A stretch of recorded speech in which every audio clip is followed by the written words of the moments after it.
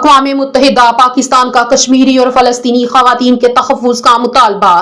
Pakistani counsellor اقوام متحدہ میں پاکستان کے مستقل مشن کی کونسلر سائمہ سلیم نے اقوام متحدہ کی سلامتی کونسل میں خواتین، امن اور سلامتی کے موضوع پر منعقدہ کھلے مسابقہ سے خطاب کرتے ہوئے عالمی برادری کی توجہ کشمیری اور فلسطینی خواتین کی حالت زر کی طرف مبذول کروائی۔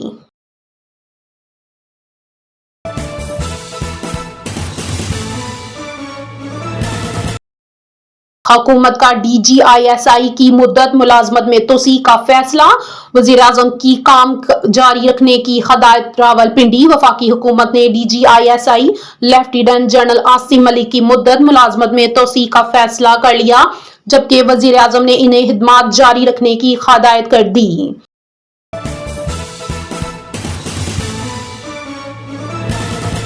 آزاد کشمیر میں پرتشدد احتجاج میں شہید نوجوان کے والد کا شدید رد عمل۔ آزاد کشمیر میں پرتشدد احتجاج پر عوام میں شدید غم و غصہ پایا جاتا ہے۔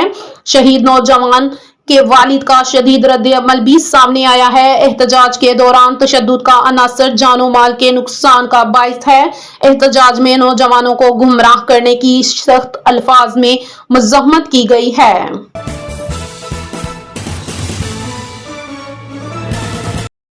شرم الشیخ، حماس کی جنگ بندی کے بدلے قیدیوں کی رہائی اور امداد کی شرطیں۔ غزہ میں 2 سال سے جاری خون ریزہ جنگ کے خاتمے کے لیے مصر کے شہر شرم الشیخ میں اہم مذاکرات جاری ہیں، جن میں فلسطینی تنظیم حماس اور اسرائیلی نمائندوں کے درمیان ثالثی کا کردار مصر اور امریکہ ادا کر رہے ہیں۔